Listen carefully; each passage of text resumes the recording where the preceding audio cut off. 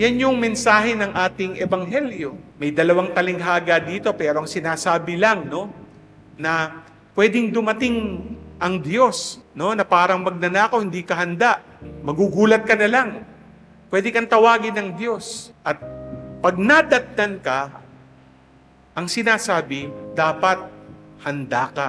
Handa ka para sa Kanya. Handa kang makarating sa buhay na walang hanggan. Handa mong sabihin sa Diyos, Panginoon, naging mabuti akong katiwala.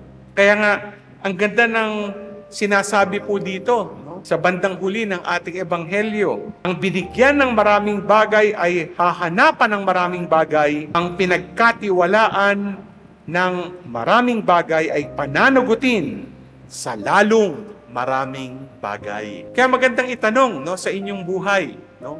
Paano ba kayo? Paano ba tayo bilang Kristiyano sa ating pamilya at pamayanan, sa ating pinagtatrabahuhan? Lahat ng ipinagkakaloob sa atin ng Diyos, handog yan. Napayayabong ba natin yung ating talino, yaman, panahon? Hindi lang para sa ating sarili, kundi para sa ating kapwa at sa ikaluluwalhati ng Diyos. Pag dumating ang oras na tayo tatawagin ng Diyos, sana sabihin natin, Panginoon, naging mabuti akong katiwala at handa na ako para pumasok sa iyong kaharian.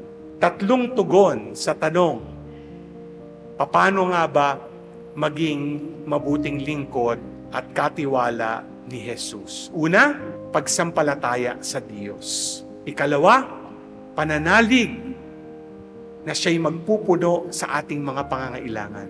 At ikatlo, pagiging handa, pagiging mapagbantay na katiwala, mabuting katiwala na pinayayabong ang lahat ng kaloob ng buong may kapal sa atin. Hindi lang para sa ating sarili, kundi para sa ating kapwa at sa ikaluluwalhati ng kaharian ng Diyos. Amen.